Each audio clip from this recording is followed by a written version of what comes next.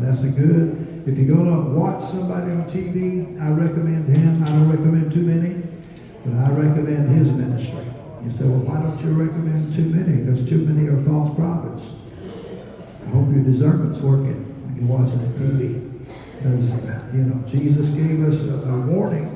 The first thing he said to watch out for just before his coming is take heed that no man deceive you. There's a lot of deceivers out there. Everybody that says Jesus is not a Christian. Maybe I got on the wrong subject before I introduced the speakers. Let me read this from Dr. David Jeremiah. He says, if you spend yourselves, this is from Isaiah 58, verses 10 and 11. If you spend yourselves in behalf of the hungry, and you satisfy the needs of the oppressed, then your light will rise in the darkness, and your night will become like the noonday. He says Isaiah 58 is a remarkable chapter that promises God's blessings on those who help the oppressed, on those who correct injustice, verses 6 and 10, and who share their bread with the hungry and clothe the naked, verse 7. The Lord's righteousness will go before them, and his glory behind them, verse 8. The Lord will answer their prayers. The Lord will guide them always and satisfy their needs in a sun-scorched land. And he says here that it is easy to take biblical promises out of context. For example, verse 11 says, the Lord will strengthen your frame. You'll be like a well-watered garden. You'll be like a spring whose waters never fail. But within the context of Isaiah 58, this is a promise specifically for those who care for the poor and the oppressed. Let's be generous to those in need, allowing others to see the love of God flow through us. As we care for others, the Lord will care for us like a well-watered garden. So it's asking us to ask ourselves the question, who can we help and who can we love today and every day? Sister Dwana Williams is the director of the Freedom Collective in Middle Georgia, and she's going to tell us what that ministry entails. And when she's finished, then we're going to introduce to you Brandon Hayes, who's one of our own, and he's going to tell you about the House for Hope and all the things that are entailed in that. So Sister Dwana, come on up, and here you are. I'm going to give you this microphone. And you are free to do whatever your heart tells you to do.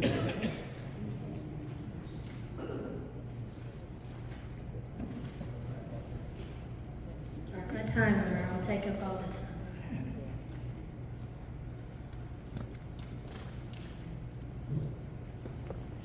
Well, first of all, I just want to thank you all for having me here this morning. I feel like I'm a part of the assembly somewhat. I go to the Bridge Church. But I attend here on Tuesday nights at CR. I attended Tuesday and Wednesday night of your revival last week, which was amazing. So very fond of this church, and I'm just excited to be here this morning to speak to OASIS. This week is bringing to close National Human Trafficking Prevention Month.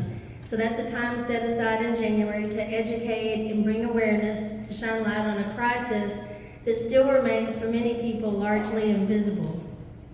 When people hear the word sex trafficking, many picture a movie scene, something dramatic, sensational, and far away. I don't know if you ever saw the Liam Neeson movie, but that's what a lot of us think of when we think of trafficking.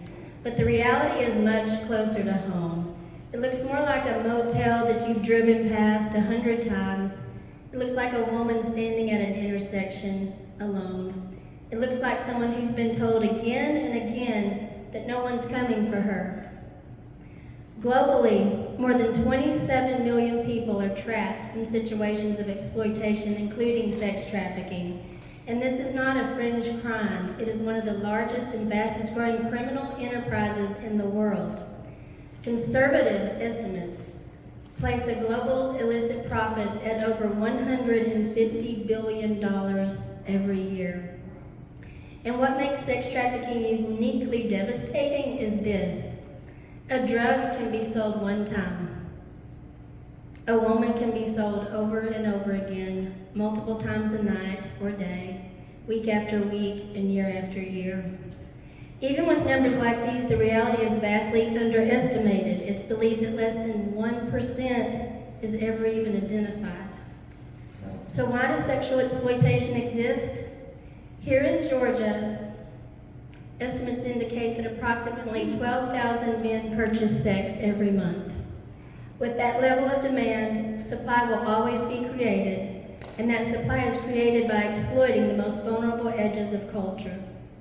So now what I'd like to do is show you a short video that captures a glimpse of what the Freedom Collective does. It certainly doesn't show everything, but I think it'll reflect the heart of what we do.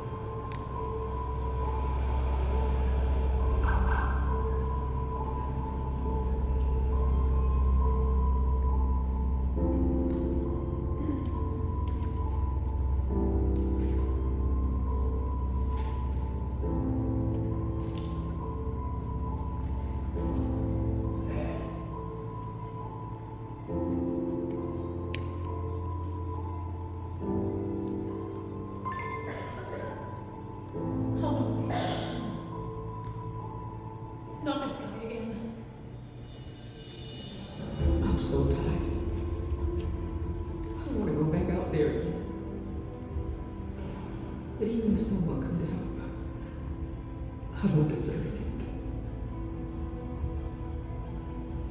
A baby? How am I going to protect a baby? What am I going to do?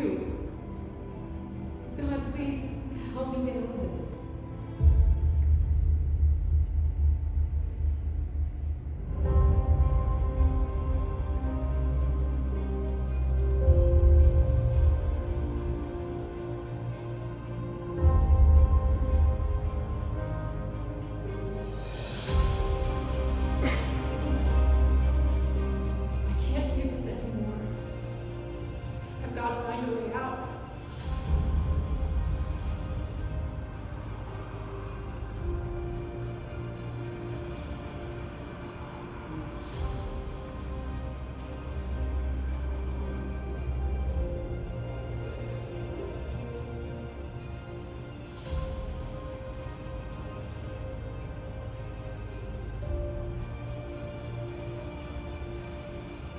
I'm just in too deep.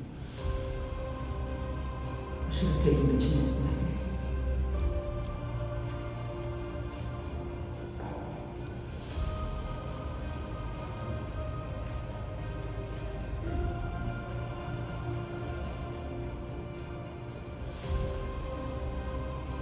Is this you, God? Could they really want to help me?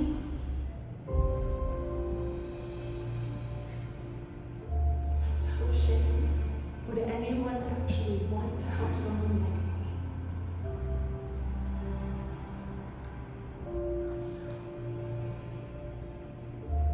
It's just been too long. And these people don't know anything about me. But I've got to do something else. I won't make it another day.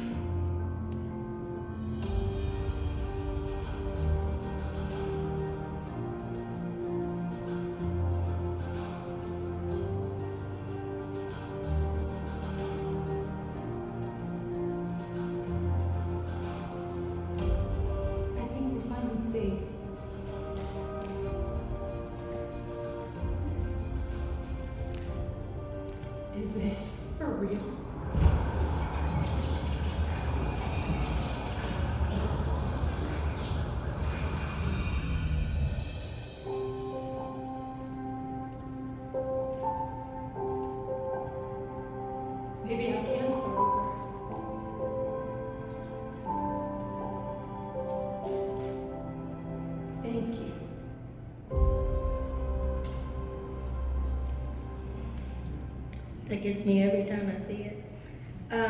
So you just saw a glimpse of what the goal is. And I'd like to, let me turn my screen back on.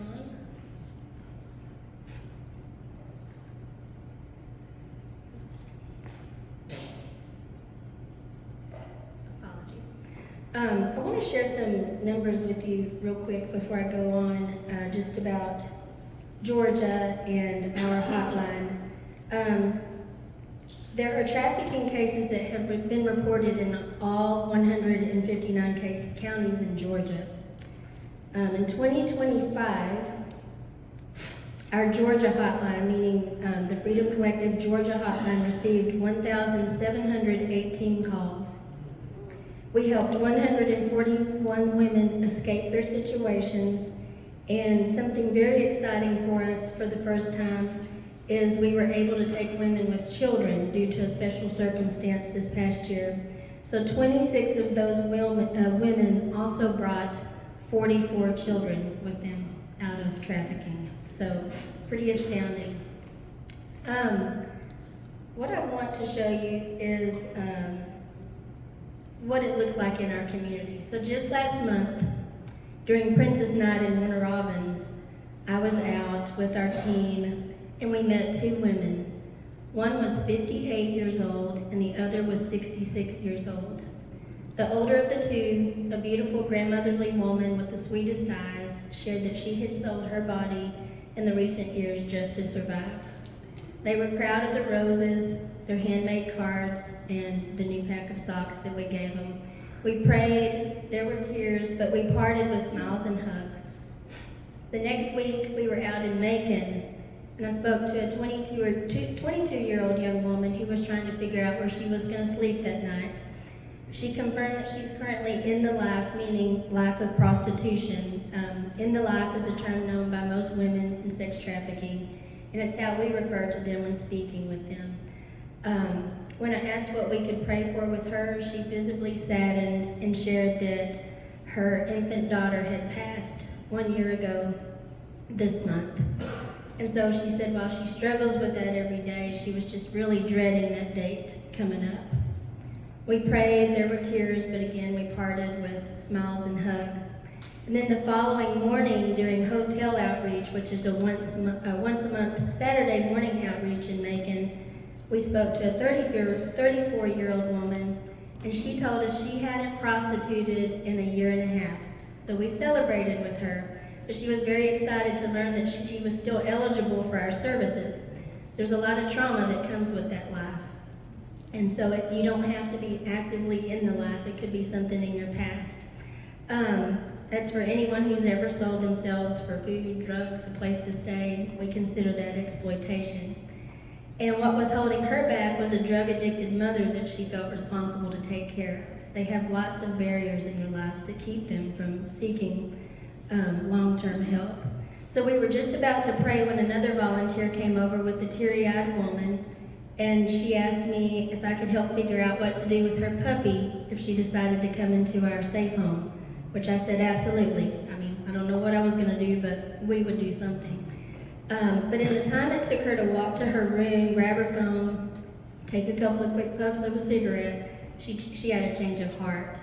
And so we were heartbroken, but we told her we were ready when you are. And then we prayed and gave hugs and put a smile on for her. So we wish it were as simple as meeting someone, giving them a toll-free number, and everything going perfectly from there. But leaving exploitation isn't usually a single moment. It takes multiple attempts before a woman will leave for good. But the smallest things matter. You saw the roses. I can't tell you the number of women that I've handed a rose to, and she's just grinning, sometimes gets teary and says, I've never had a rose in my life. It's big. You saw the handmade cards. I can't tell you what those mean to them. Sometimes we're just there to listen. We laugh with them. We cry with them. Often we're just there to be present. But what we're trying to do is help them understand that they matter. Someone recently said to me, well, a lot of these women choose this. And I want to be very clear, this would not be their first choice. No. This is a complex issue rooted in vulnerability, trauma, and survival. These women are not choosing exploitation, they're doing the very best they can to survive. So if survival is the starting point, the question becomes who is equipped to respond in that moment? And that's where the Freedom Collective comes in. There are very few organizations in the country that do what we do, focusing on emergency and stabilization. And I take a great sense of pride in telling you that our model is being recognized nationally and is now being taught to partner organizations across the country. After a woman calls our hotline, our response team meets her at a safe agreed-upon location, and she's taken directly to one of our safe homes. A woman does not have to wait until the next morning or until Monday morning to receive help. We are a 24-hour, 7-day-a-week organization. We keep our barriers low so we can take women that others will not, and we do everything we can to set them up for success in long-term care. And by low barriers, I mean we serve women who may still be using, they may need to go through detox, there may be mental health challenges, often there's multiple challenges. We help them navigate these complexities so that they can become eligible for long-term care. And the reality is many programs won't accept women unless they are already clean, sober, and stable. That just kind of blew me away when I heard that the first time. So once she's in a home, we focus on stabilization, assessing her needs, and connecting her to trusted long-term partner programs that we have here in Georgia and across the entire country.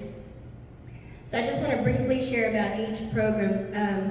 The jail mentorship program is amazing. We have women that mentor women who are incarcerated, praying with them, ministering to them. It's a wonderful program, and it's where we do see a lot of women come into our program from. You saw Princess Night, basically, or the results of it, when the woman handed the girl a rose in the video, and then meeting her later, a team met her to pick her up. So the Princess Night teams are Friday night outreach. We have a Saturday morning hotel outreach where we actually get to minister to not only women, but men and children as well. We have an ambassador team that represents the Freedom Collective in the community by speaking at events and churches and organizations. And then, of course, and I feel most importantly, we have a prayer team that covers the entire ministry, outreach, and every woman that we serve. And so, for people like yourselves, the question may be, what can I do? And the answer is this: there are many ways to be a part of this work. Not all of it happens on the streets, and not all of it requires you to go out late at night. Some of you may be called to hands-on outreach, but others may be in the quieter behind-the-scenes roles. You saw people making cards. We like handmade, handwritten cards. We need pen pals for women in jail. Sometimes they don't want to meet with someone, but they would love to have someone to write with. We have different church groups that take turns preparing gift bags for our encounter night. Listen to this. The local strip club, the owner and management, actually allows us in to minister to the women. So we go in once a month back to the pool room, and these girls, every one of them come over to see us, and most of them want to pray with us. It just amazes me. So we take them bags with just tangible reminders that people see them, that they care, and that there's help available. But pray especially hard for them because they don't consider what they're doing sexual exploitation, and they make a lot of money, and it's hard to get them out of that. We have a tremendous need for mentors in our jail mentorship program, and I would refer you to Carol Matthews. She has been doing it for years, and she would be a great resource to find out more about that. Let's see here. I will certainly be available after the service. I set up a table. I'd love for you to come get a pen or a sticker, and the reason I'd like you to do that is just when you see it, maybe you can stop and say a quick prayer for the ministry, and just keep these women in your prayers. We do not have a safe home in Middle Georgia at this time, but I would ask you to add to your permanent prayer list to pray for that for us. We are in the process of working towards a home here in Middle Georgia designed specifically for women with children. And so it's something we're very excited about. And so I thank you for the opportunity to speak. I'll end with this. I know survivors. and you do too, whether you know it or not. Women who should not be alive today. Women who are now thriving. Women who are helping others find their way out. And that's what it's all about for me, and that's what it's all about for our team. So I thank you very much for the time.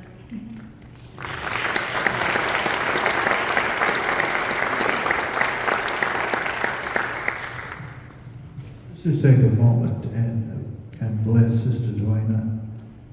This is a great ministry. We are going to be supporting this ministry throughout 2026. So when you see these baskets go around, last year our project was Israel.